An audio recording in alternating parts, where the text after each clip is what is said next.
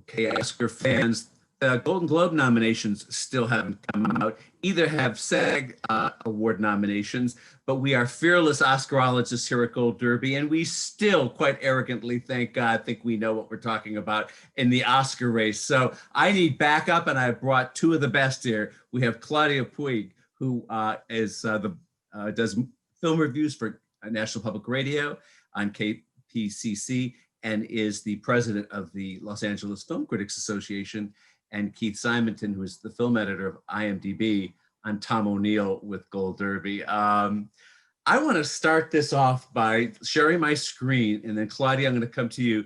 I'm going to show you what our charts show when you take just all of the experts' predictions. We now have about 30 of them, and you aggregate them into a chart. It looks like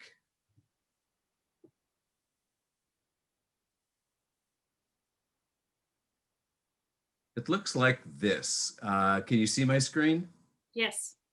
Okay, so what's fascinating about here is Nomadland has remained out front from the very beginning after winning Venice and some of the early Festival of Awards. And when I would ask a lot of our Oscarologists why they had it out front, they said, well, it's my placeholder.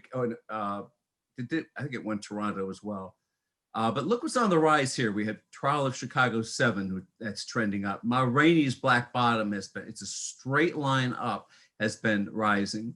Mank, the green one here, has been falling, and it began, some of us thought, as the potential winner. And then you have this Minari, or Minari, as we say in the West, which is kind of like Parasite. It's that little foreign language film that it's like The Life Ahead this year with Sophia Loren. Just a darling, precious gem of a movie. But in terms of what could win, Claudia, what do you think is real here? What can win? I think it's the top two. I think it's Nomadland's year. I think it speaks to where we are in terms of, within the pandemic still, and what people have been going through. I think it's all the more resonant because of where we are. It's a beautiful film. I think that it's probably, if I were a betting person, if I were to put my money on something, that's what I'd put my money on. On the other hand, Trial of Chicago 7 also feels timely in that this is a political year, and that speaks to us as well. I just have a feeling, though, that it's going to go to Nomadland. And I do think it's interesting that Ma Rainey's Black Bottom is on the rise. I think, yes, the Chadwick Boseman factor is huge. We all miss him to this day. We will miss him for a long time, probably. So I feel like, and of course, August Wilson and a play and all of that, it's been a good year for adapted plays with The Father also. But I really think it's going to be Nomadland. Keith, I'm so skeptical about that because Nomadland is as wonderful as a mood piece and even a little glimpse into the unseen America. It doesn't have a plot. It has it's a wonderful film in every way, but it doesn't have the rooting factor, which you often need to win Best Picture. You actively need people rooting for it. Chicago 7 delivers that at the end, etc. Some other movies don't. What movies do you say can win Best Picture a few months ago? So, Nomadland is hard to ignore, certainly because of all the wins, all the, highly placed in critics lists. I don't know how it's going to sit with the Academy. I think it's going to possibly, I said this about Roma, which was Roma had, Netflix said that it had 78 million views, within, like the first 5 days. And about 38 million of those people watching fell asleep during it. I think that's gonna be. That's true. And I love Roma. They watched it on a small screen. That's because they watched it on Netflix. It made a huge difference. Huge difference. Yeah, but that is a huge difference. Nomadland would be this year's Roma, which would be. I would not lament that as much as I lamented Roma, but yes, I agree. Yeah. So I think it's incredibly arty. I actually am a much bigger fan, although Nomadland's my number 4 film of the year. I was a much bigger fan of the writer of Chloe Zhao's film before this. I adore that film. This one I don't feel as strongly about in that way. Yeah, I feel exactly like you. I mean, I actually saw it for the first time that I saw it. I had read the book about a year before, and it did not. It was so different from the book. They created the whole story of Frances McDormand's character, and I was so kind of annoyed that it veered so much from the book, that it wasn't the same animal. That I thought, how could they call it Nomadland? And then, so I wasn't a fan. And then I loved the writer. Then I rewatched it and sort of tried to divorce that from it and just judge it on its own merits. And I definitely see its appeal. Do I love that movie with the same kind of passion that I loved Parasite or Roma or the passion I feel for Minari? No, I don't. But I think it is beautiful, and I think that it is the movie right now for the time. But I agree with you. I have talked to a couple people who are not in this sort of prognosticating business or whatever it is we're in, and they have said there's no plot. I found it boring. So for me, Tom, the one that my number one film of the year, and I'm actually surprised it's not just kind of a lock. It surprises me, is One Night in Miami, which I absolutely adored. And I felt really was about bridging all of, first of all, recognizing our history, the context with these, 4 amazing men and 4 incredible performances. And, amazing direction by Regina King to make Kemp Powers play really stay alive, because that's hard to do with plays. You always get to that point in play movies where you're like, why doesn't he just walk out the door now? Right. Why doesn't he just leave? Oh, because it's a play movie. That's right.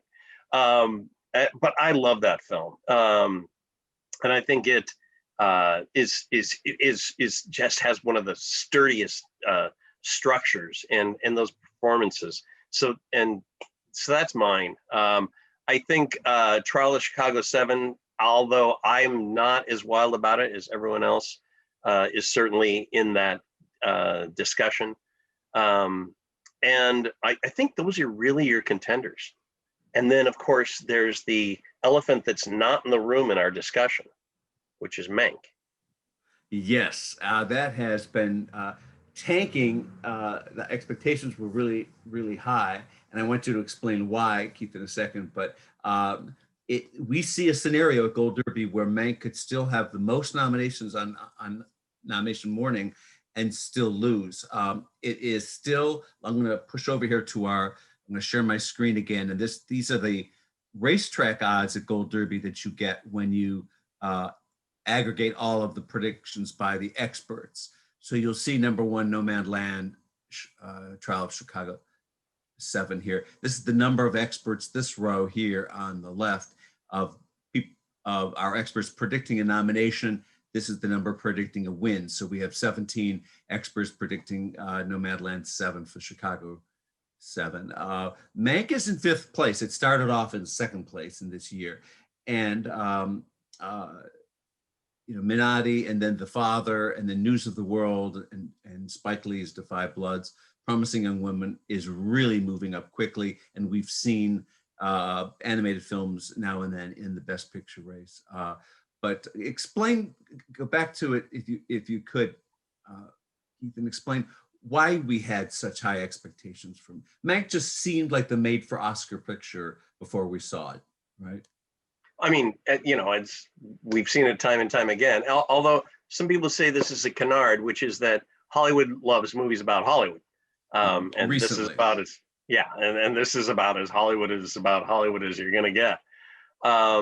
And so I think that's where the expectations were, and then you have Fincher, who has, meticulous, brilliant, supposedly quite difficult, but, demanding, and gets the perfection that he seeks. He's got movies that I absolutely adore.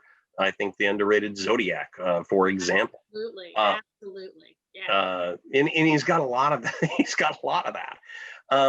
Boy, I finished Mank, and then I went back and I watched it 2 more times. And and each time I just went.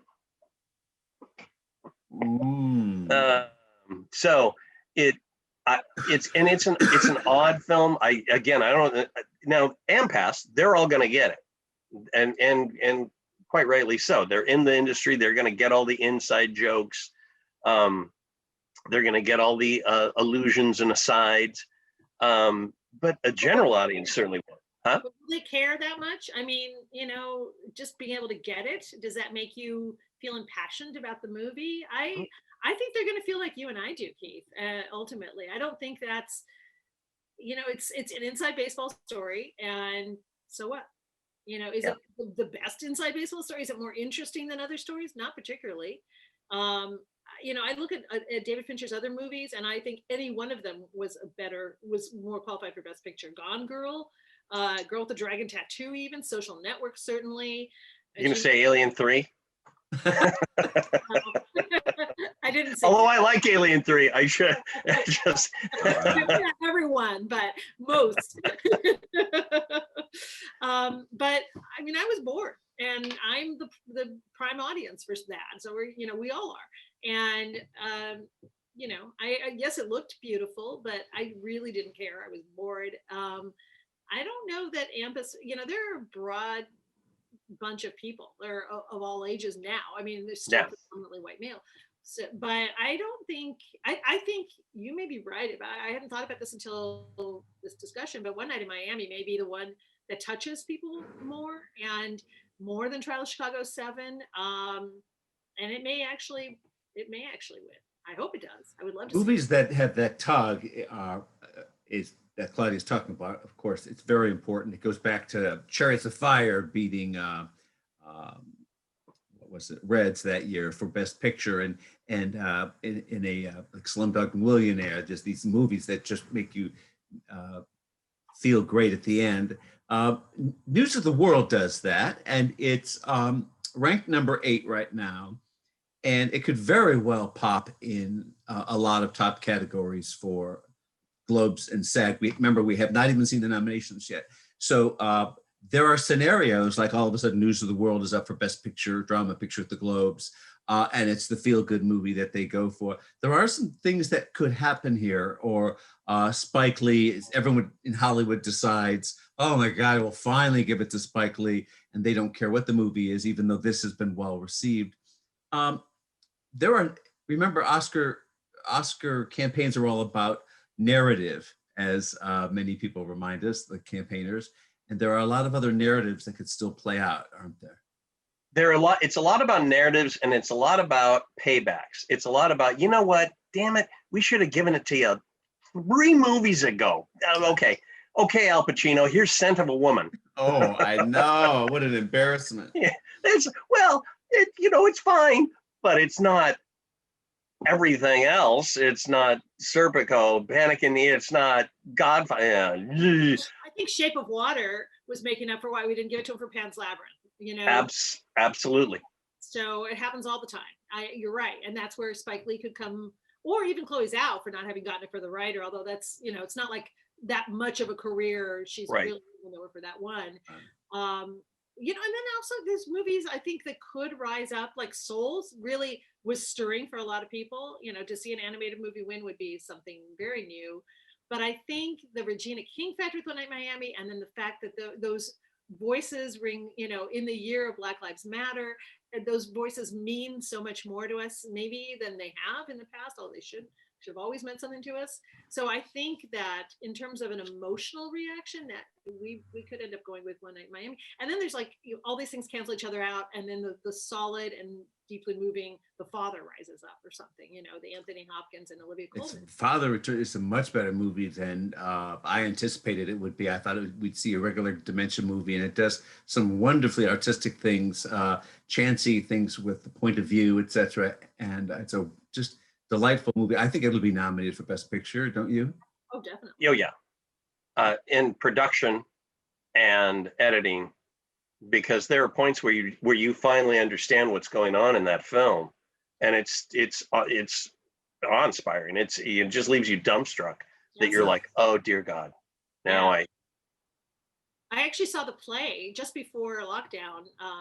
The play was here in LA at Oh. Festive Playhouse with Alfred Molina, who's great too, and was really affected by the play. And it was, it was great. But I think the movie's even better, which rarely does that ever happen. It's sort of like the book and movie factor. But it's probably Anthony Hopkins' best role, maybe next to Hannibal Lecter. And in any other year, he'd be slam dunk, but it's not. You have, well, I'm jumping ahead, of course, but you have Chadwick Boseman and you have Riz Ahmed, and it's may not be his year, or maybe, who knows? That's actually, Tom, I love News of the World, and I don't think it's going to be much in the discussion, which kind of makes me sad, but that's kind of the general zeitgeist I'm getting out of it. But what is really made me happy is seeing Sound of Metal come up in this discussion. I would love to see that be one of the Best Picture nominees. I love that film. Yes, that can happen too. And also, I have him and have had him, Riz, winning this category. There are many times in recent awards history, in the peer group awards, that you thought that voters would be sentimental and pick the deceased guy. I can't remember even. Chadwick Boseman, posthumous. Oh, yeah, they would do that. They did it with Heath Ledger. Definitely. Well, they did it with Heath Ledger, and they did it with Peter Finch. That's the only two times they've done it. In general, when making Emmy predictions, you see it a lot because they have so many acting categories. The legend doesn't win posthumously. If that were to happen, let's say that did happen. Let's say the surprise comes at Critics' Choice Awards, and we go, "Whoa, it's Riz Ahmed," and the Globes say, "Well, we want the rising hot new star, and that's Riz Ahmed." I can see the scenario playing out, then the momentum building for Riz. Do you guys think, either one of you, that is a real possibility?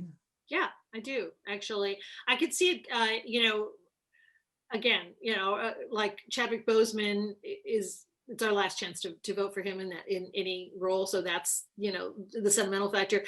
But I think people were so affected by Riz Ahmed's performance, and he's so good, and he is a rising star. And people may feel like it makes more sense to give it to somebody whose performances we've admired in other things, The Night Of, and what was the movie with Jake Gyllenhaal? Nightcrawler. Nightcrawler.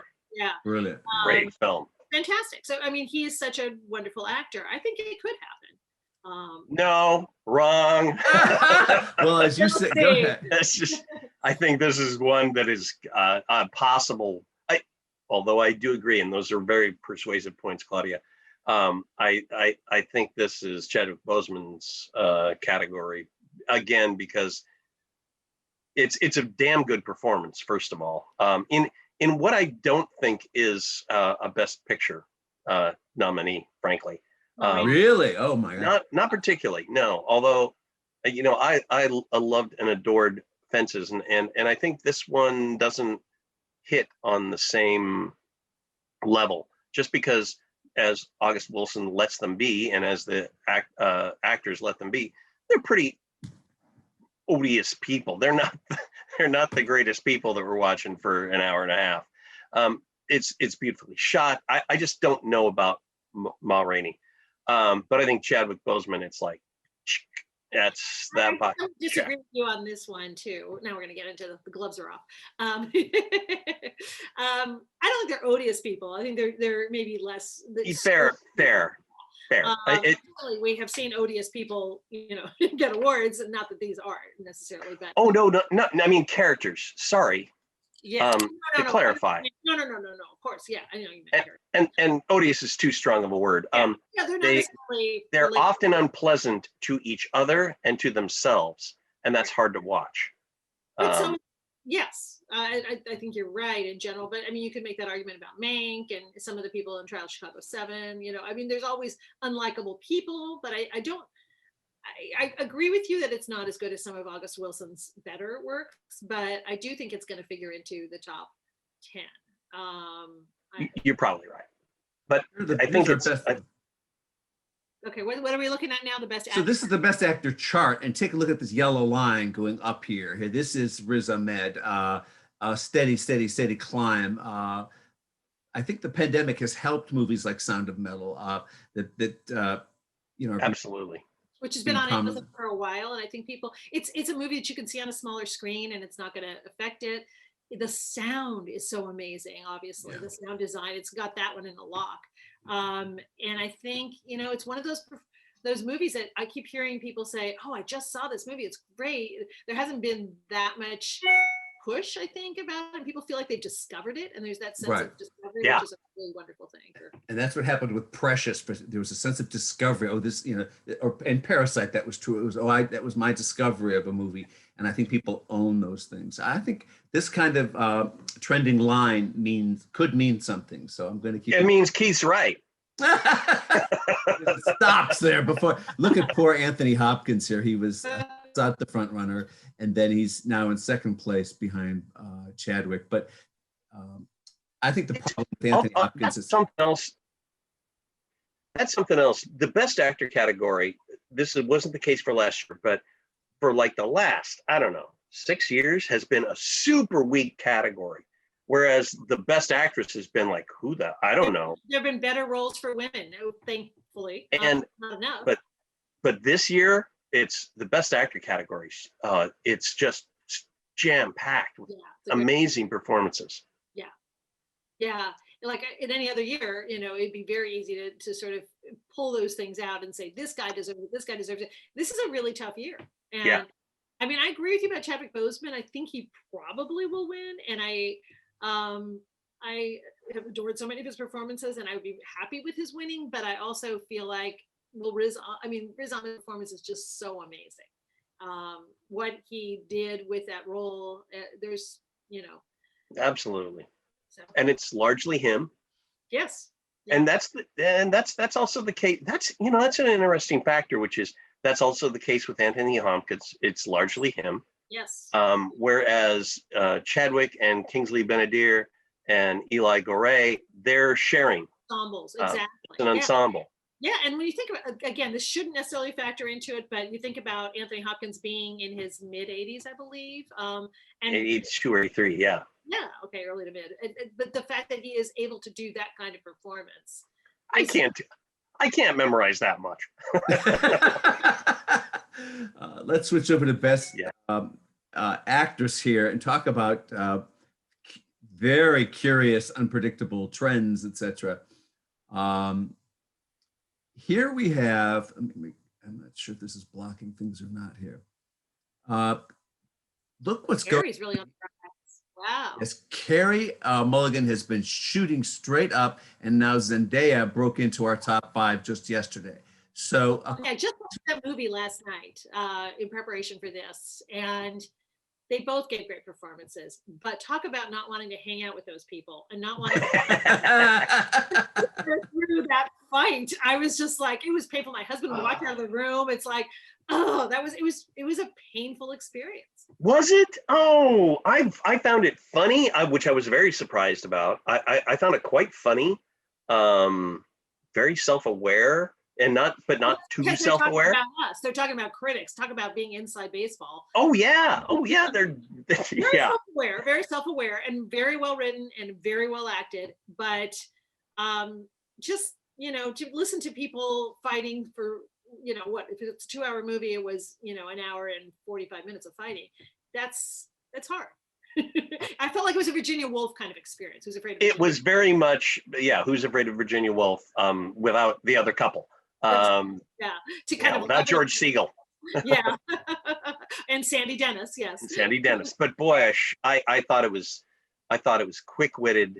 There's so many points where you're like, all right, they cannot come back after this point in this relationship, and yet it does. I really liked. I was surprised at how much I liked it, and I think she wins Best Actress. Really? Wow. Yeah. Well, she pulled out that Emmy upset. It was, and she beat all the grand dames. It was impressive. She is an amazing actress, but we've given it. I mean, it's been given to Frances McDormand before. We all know she's a great actress. I think it could be Carey Mulligan's year. Personally. That's a possibility. Build that case, because if anyone's got the mojo right now, heading that way toward a straight line up, it's her. Why is that? Is that just because the flamboyance. Well, first of all, she's been admired, and she's kind of the Saoirse Ronan in that category. Where Right. almost everything she does gets an award. But this is such a departure for her. It's such a very different role, and she's playing American. And there's just a real momentum, I think, about that movie and what it's trying to say, and the feminism in the wake of a few years after the rise of the Me Too movement. I feel like I can see women particularly voting for that performance. I Do you just see feel the like movie? I'm Do sorry. you think the movie could get in for Best Picture? I think it could sneak in like the 10th spot. Maybe, yeah. Yeah, and I think Emerald Could be Fennell what- for the screenplay. Yes, I mean, and again, the LA Film Critics we gave her Best Actress, and we gave that Best Screenplay. We only have the one screenplay category, not adapted and original. But yeah, I think it stands a pretty good chance. I think she's on the rise. I mean, Viola Davis, we all know, is wonderful. Frances McDormand, we all know, is wonderful. So I think it is kind of maybe between Zendaya and Carey Mulligan. I think you're right. See, I can give. You've rendered me speechless, which rarely happens. What do we think about Vanessa Kirby? Because just 3 weeks ago, all of us experts were like, "Oh, Vanessa Kirby, Vanessa Kirby." The blogosphere wouldn't shut up about her, and it was as if the Oscar was hers already. And looking back to our charts here, she remains a very strong third place here. Here we're talking about her. I'll tell you what. I think it's an incredibly soulful performance, deeply felt, deeply realized. The big issue I think Vanessa Kirby has is the issue that I had, which I did not want to watch that movie because I knew what it was about, Yes. and I did not want to watch it. That's a painful experience too. And yeah, and I also was distracted by the Shia LaBeouf factor. All that stuff came out about him, which doesn't diminish from her. Shouldn't. Yeah. Amazing. Doesn't, but it shouldn't. But it kind of is in your head somewhere in there. But yeah, it's a tough movie to watch. I don't think, with Promising Young Woman, there's a lot of toughness there, and certainly the end is tough. But there's kind of the colors and the lightness and the humor that infuses it. It makes it a little bit easier, even though they're both kind of, both of them are pretty hard movies ultimately at their core. But I agree with you. I think that's a factor with Vanessa Kirby. Her performance is amazing. Again, it's a really good, year for women in that category. It's one of those things though, when you got that stack of all those, screeners or the links to the screeners, and you're like, do I want to watch? Yeah, absolutely. Oh. Yeah. So I think that's the only, which is sad, but I mean, it's a factor. Yeah. Could happen, right? I interviewed Sophia Loren yesterday, and wow. I know it was so much fun on Zoom. She was in Geneva, and I had her son Eduardo join. Because she said in advance that she was nervous about her English, which I found surprising. But it caused me to watch The Life Ahead twice. The first time I watched it, I was distracted and doing various things, and I thought, oh, what a nice little movie. And then when I said, all right, well, I'm going to be doing this Sophia Loren interview, I better really, really pay attention to this movie. And then I went back and revisited it last week and never let my eyes drift from the screen. And I just admired the film so much and the poignancy of it all. Oscar voters are very, very sentimental sometimes. Mm-hmm. And not to Lauren Bacall, they weren't.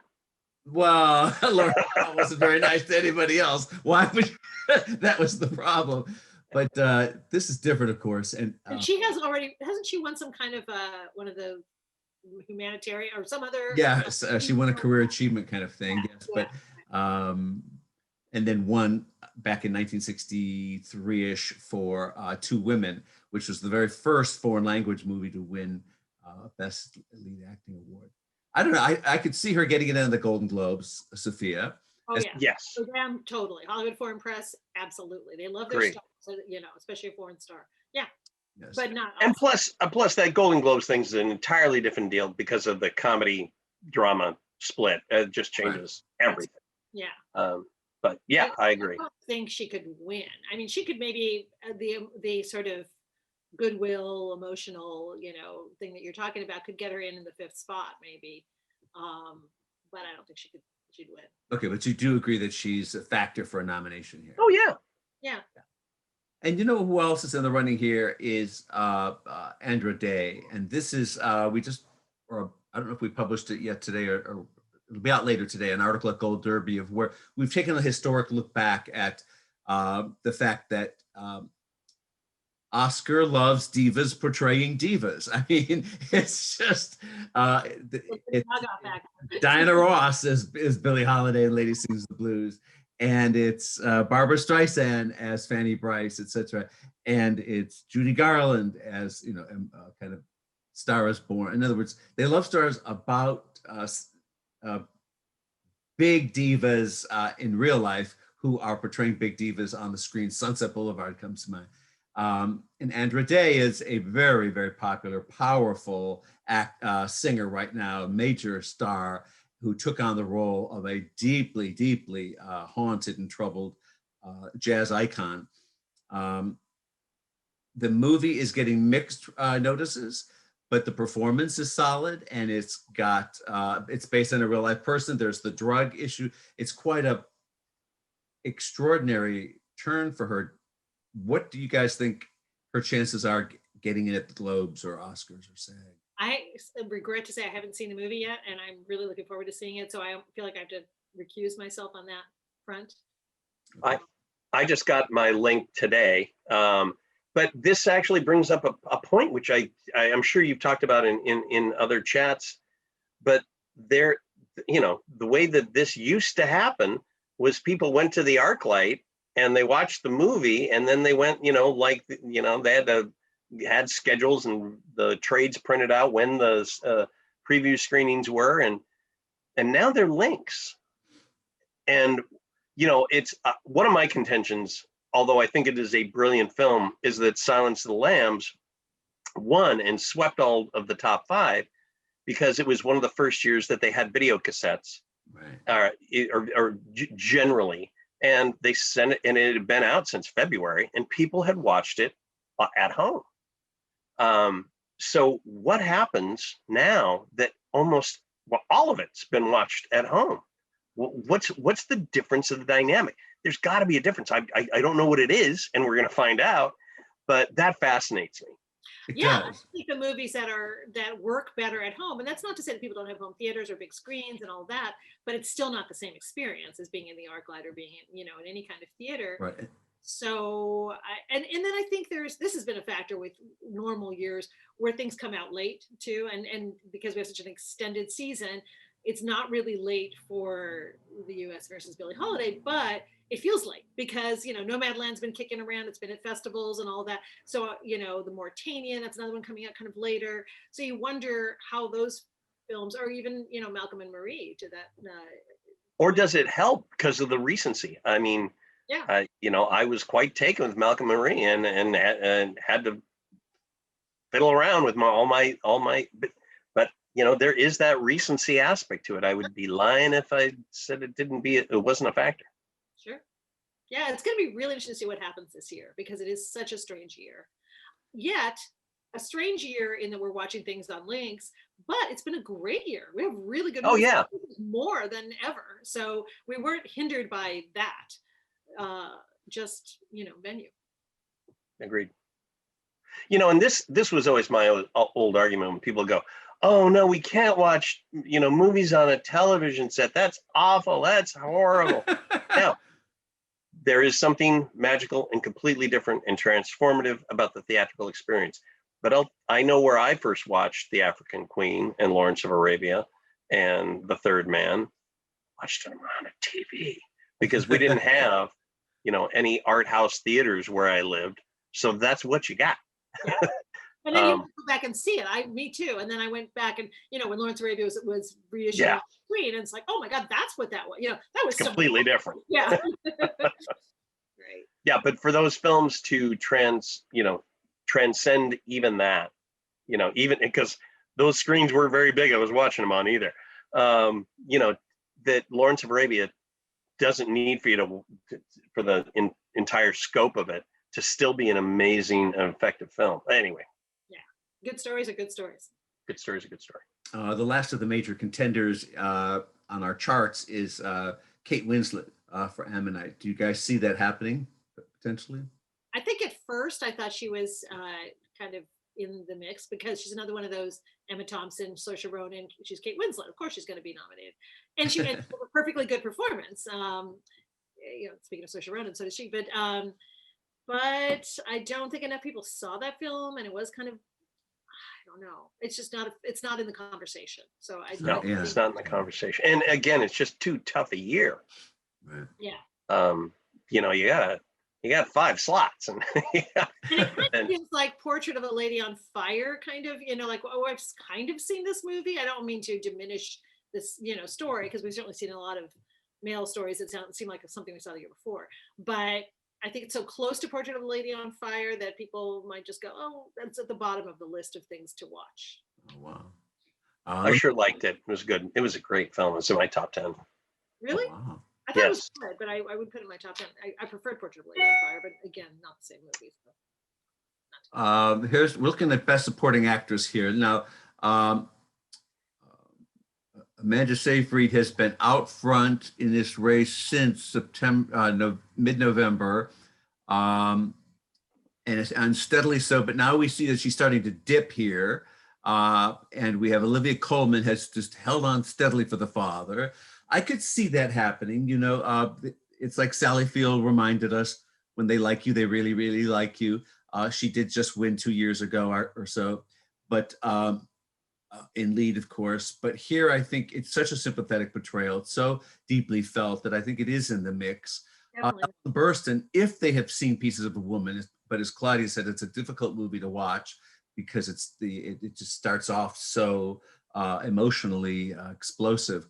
And then we have the grandma from Minari. I think she could win. Do you really?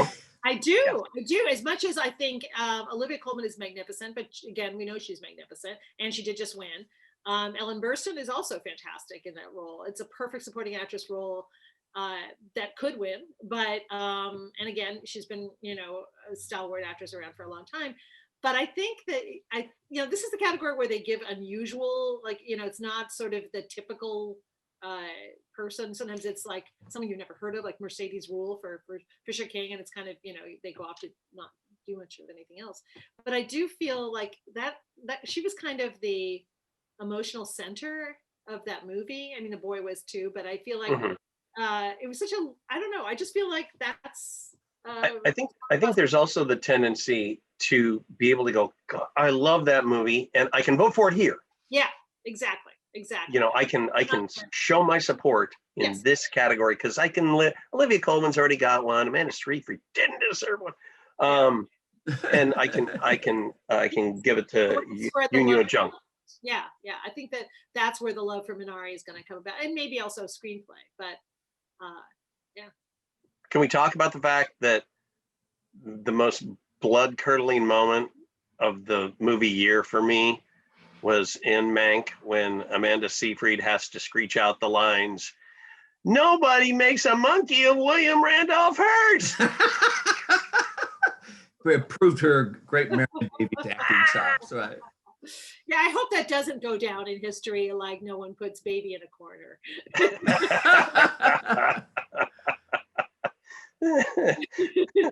AFI 200 years from now, and it's top 100. Nobody makes a monkey out of William. No, thank you. No. Let's not do that. We have Maria Bakalova in 5th place here to steady rise up on our charts. On occasion, they have gone for comedic roles. Tomei and My Cousin Vinny. They don't often nominate comedy, but if they do, they'll tolerate comedy. The Oscar snobs in the supporting races, particularly. And boy, she's red hot, isn't she, Maria? She's campaigning. There's so much support for her. She's too unknown, though. I don't think that in a year, if that was a weaker category, she could rise up, but and she's great in it, and it would actually, I think it'd be really. But who had ever heard of Brenda Frick before? Was she? I'm sorry, Brenda Fricker. No, it's true. But I think it's such a strong year when you're up against Ellen Burstyn, Olivia Colman, and Yu. I just think it's it would be a real long shot if she won, but I think she'll I could see the definitely- Globes doing it, couldn't you? Oh, Keith? yeah. Oh yeah, Totally. Globes definitely. Yeah. Yeah, but I think that again, you could have the situation where somebody wants to make a statement, and particularly about Borat subsequent, would put in that vote, but I don't know. I'm glad she's here. Glad she's in the conversation. I'm glad she's in the conversation. And I think the statement would maybe be made more in terms of screenplay, in terms of, the content, not through her, but it's possible. Yeah. Yeah. And then, Which speaking of people that I'm super glad are in the conversation, when I did because I saw Sound of Metal last year at Toronto, not in 2020, but 2019. Oh, wow. And my comment at the time was, if this was a fair world, Paul Raci would be in the nomination conversation, and he is. Yes. Well, let's take a look at that supporting actor role then. What has he done before? I didn't know of him until that performance. Me I thought either. maybe a real person from his performance was so lived in and authentic and amazing. I was talking to my daughter who watched it last night. She's 27. She said he made her cry. No, yeah. And as I understand it, his parents are deaf. Really? Really? Yeah. Wow. You're gonna pull up a chart? Yep, You want us right to here. talk? Here we go. Here's our cheat sheet. Leslie Odom, look at that. He has been out front all along here, but Sasha Baron Cohen is rising for Chicago 7, which of course. And if they gave it to Sasha Baron Cohen, I think that would also be the bone Yeah. into Borat too. Yeah. That would be my main reason for thinking that he could stand a chance, because he was good, but I don't think he stood out before. And then also the problem with Leslie Odom is it's really hard to. They're all of those performances were so good. How do you? So I don't know that his was a standout. This is actually a question that I don't know the answer to, which you're not supposed to ever ask, which is why isn't Eli Gorey in this conversation? I don't even think we have him on this chart. I think we have him under Best Actor, because again, I've never seen anyone get the humor of Muhammad Ali of Cassius Clay, and just the braggadocio and the drive and the initiative, but it's particularly the humor of the man. And I thought that was as Claudia, as you said, all four of them are fantastic. Aldous Hodge, they're all four. Was amazing. I mean, Aldous Hodge has deserved Aldous it. Hodge is great. He was fantastic last year in what was the film? Gosh, it was the rest of the film was not as great, but he played a guy who was on death row without. Mercy? No. Not Just Mercy. It was the one with Alfred Woodard where she was the. No, yeah. I know, but it was Clemency. Clemency, exactly. Yes. Yeah, he was fantastic in that. He's such a great actor. So yeah, I think that could undercut Leslie Odom. Not to say that he wasn't fantastic, but if this is the ensemble category like SAG has, that would be that one. And I also have yet to see Judas and the Black Messiah. I see. Right. Yeah, I've seen it. And what do you think? A very, very good film. It's one of those films where I think weirdly when you include actual footage of things that have happened, it takes away from what you're watching. They're all good. Daniel Always so great. Kaluuya Yeah. is fantastic. Hallelujah. And Lakeith Stanfield is one of those guys as well. Lakeith Stanfield's going to be in some piece of crap 8 years from now, which is about him and a little child, and he's going to win for that. When he should win for everything he's done. Yes, ever. If he's in a movie, I will watch it just for him, and I'll know that the movie is going to be better because he's in it. And that goes, Yeah. there was the girl with the dragon tattoo movie that he had a very small part in, and the last one of those. Yeah. He was amazing. He's a wonderful, wonderful actor in He's a everything. wonderful actor. Yeah. Um, And Daniel Kaluuya I like a lot too. In Widows, he was one of the most terrifying characters I've ever seen. Oh, I was so upset about Widows is a damn good Oh, genre it was film. fantastic. I Yeah. loved it. Yes. Yeah.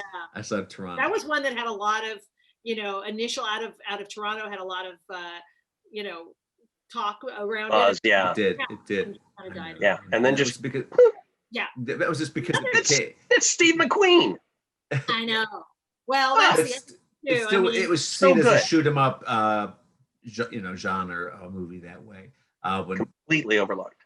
it was, yeah, it's one of the other people I feel like should be on the best supporting actor list is Tahar Rahim. Again, the Mauritanian has come out late, but he is so good in it. He is. Would you put him as supporting though? He's kind of. He's kind of in between. He could. I mean, the story's about him, obviously. Yeah, it is. It's In yeah. terms of screen time, I think he's. I don't know. And again, another actor, the Prophet. He's been so good for so long. Yeah. And he's like 20, whatever. He's young He's got still. a long career ahead of him. So He's got a long career. But my Yeah. gosh, yeah, I agree.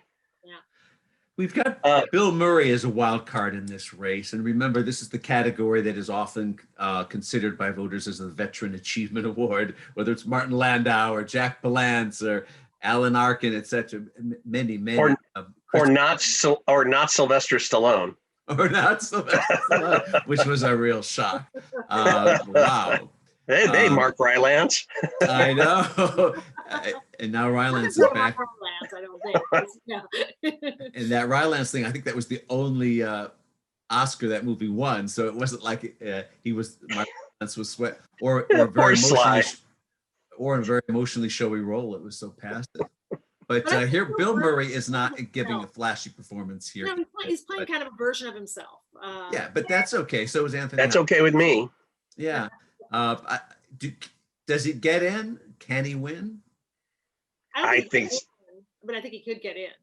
I think it would be a long shot for him to get in. I love that performance as him being some version of him. But there's so many. Like we were saying, Aldous Hodge, Stanley Tucci in Supernova. Yes, yes. There's so many good performances in this category as well that, yes, it's possible, but I think it's slight. Now you could, maybe you get in from that, but it's a really tough category. I don't think it's a year for older white men either. I'm just saying.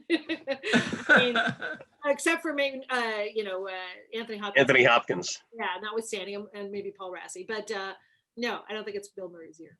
But here, look, Mark Rylance is back and in number 4. I was surprised that I know for Chicago. Okay, what do you think of the chances that Chadwick Boseman could get it for this category? And I had him in for a while as a nomination. Yes. Yeah. I'll be honest. I love Spike Lee. He is he's a genius, and I adore him when I have had the opportunity to have met him. And I don't think this is a very good movie. I think The Five Bloods. in the middle of his movies. I don't think it's, Absolutely in the middle of his movies. Maybe even, yeah. yeah. It's nowhere near Black Klansman. It's not.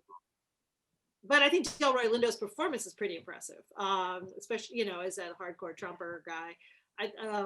But you're right. I think, and Chadwick Boseman's performance was such a small little part of it. It was a key element, obviously, of the story, but not a big part of the movie.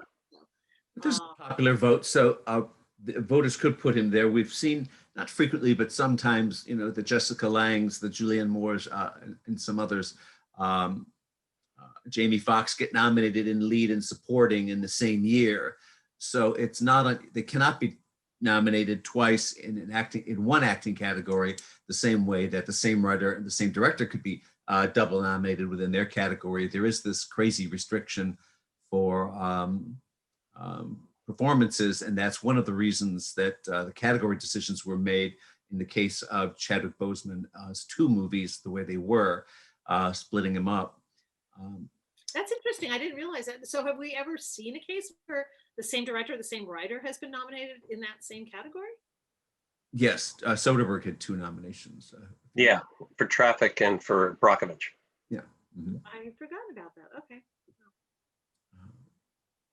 And then let's look at the last category, which is director. And this is almost unanimous, of course, for Chloe, for Nomadland. And if nothing else, we've seen among the trends in recent years at the Oscars, we've seen the director and the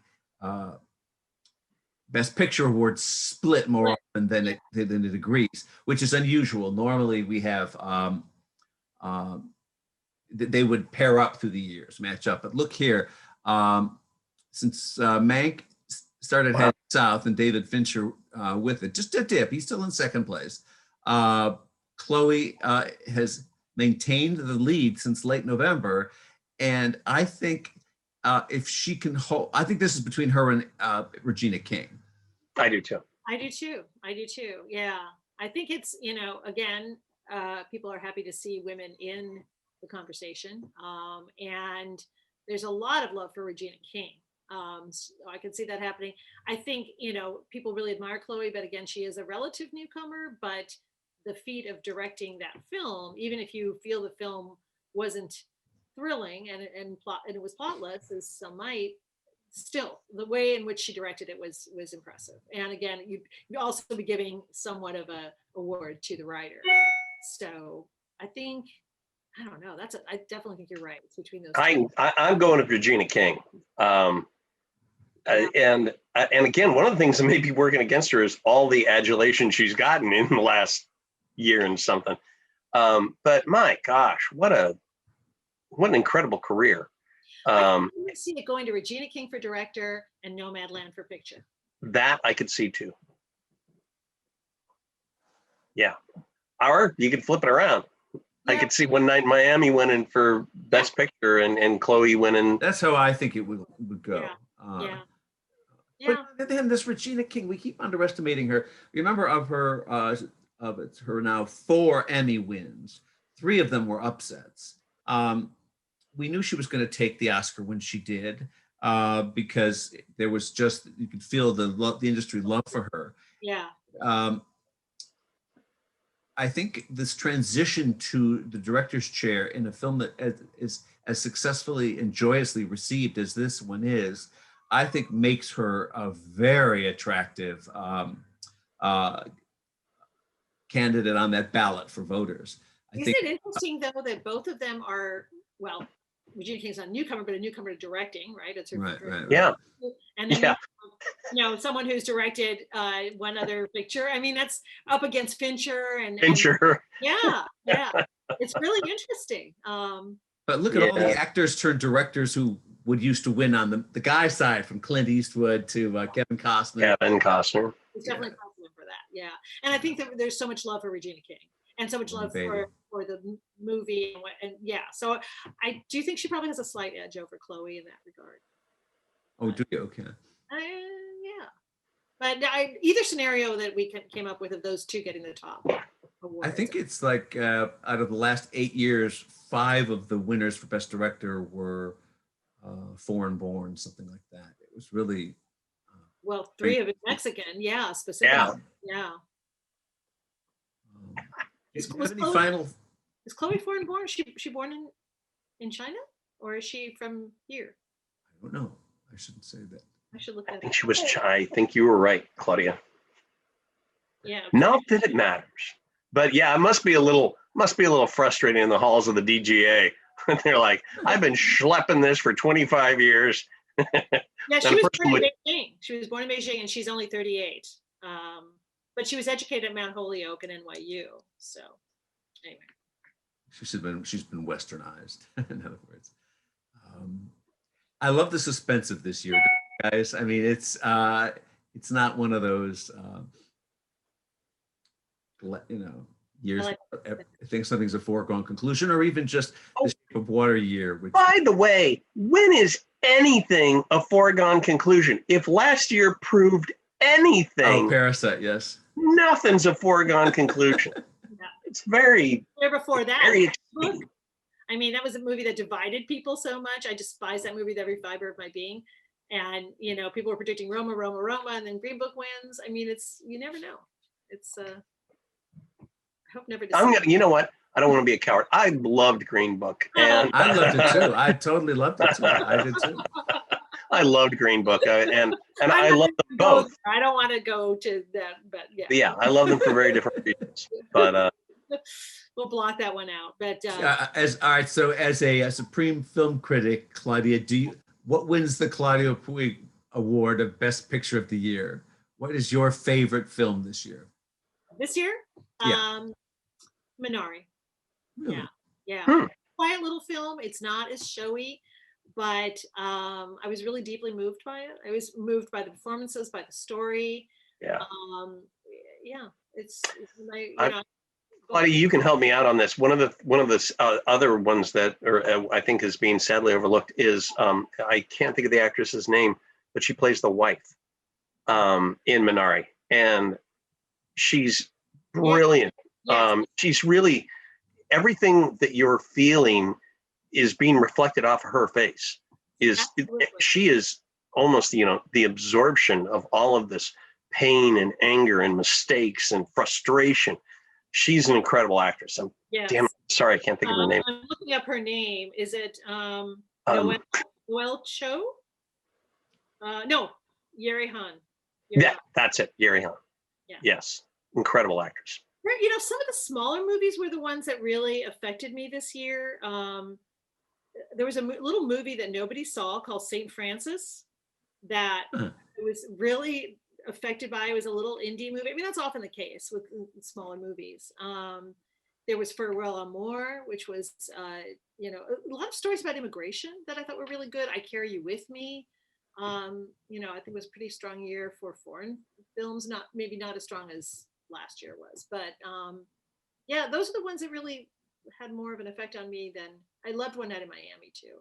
But I don't know, like some of the movies that are the bigger ones that are in the conversation have left me somewhat cold. Definitely Mank, even Trial of Chicago 7. Yeah, it's a good, strong movie. Aaron Sorkin, good.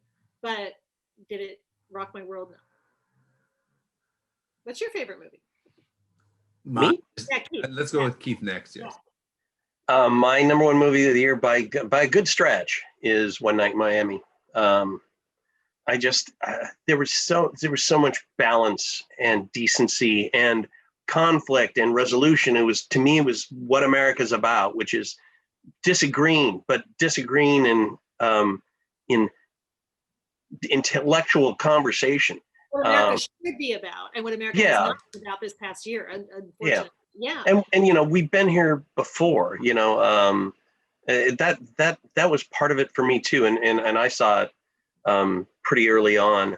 I saw it for Toronto, and I just found such a deep strain of decency in it that I adored it. You're admiring about it are also some of the things that I admired about Minari. And I feel like that's a truly American story, right? An immigrant family, and then it's set in Middle America, and and it had this core of decency and authenticity, and maybe because we've been so our world up until 2 days ago was lacking in some decency, and we're seeking it. My favorites were, and I can't rank these, but I would put One Night in Miami certainly in that top 5. And I loved Ma Rainey as Black Bottom. I watched it twice, and I loved Chicago 7 because I lived it. I mean, I'm old enough that I had a draft number in the Vietnam War. Wow. And News of the World was just a good old-fashioned, well-made movie that Green Book style tugged at your heart at the end. But also about the choices you make. What you choose. And one of the things is he's in Texas, and he probably fought, dubiously. And it's about the story you choose to tell. As much as that sounds like a marketing line, I think it's very resonant. And you think about what Paul Greengrass has seen and done with his last several films. He's an amazing director. Flight in July. He's looked at the worst of humanity and he comes up with this. Yeah, that is really interesting. I really have loved those last few movies that he made. I just thought they were, he's such an amazing director. Yeah. He's one of those people that no matter what he makes, because he is who he is, you have to see it. I mean, he's just amazing. Okay, Derbyites watching us here, in a way, it really doesn't matter what we think because you're the boss at Gold Derby. You make your predictions. Go to the prediction center up in the top right corner. It says make my predictions, or click on that, get in there and see if you can beat our scores on Oscar nomination morning. You're facing some real pros here. Keith's come in number one a couple of times, beating us all. Claudia, have you won yet? I can't. So maybe this is my year. Maybe it's your year. Okay. It's been a long time since I've won my own contest. But That's the way of it. That's life. That's right. So thanks guys for talking. We'll catch up again soon. Thank you. It was a lot of fun. Great to see you. A lot of fun. Yeah, great seeing you all both. Bye. Bye.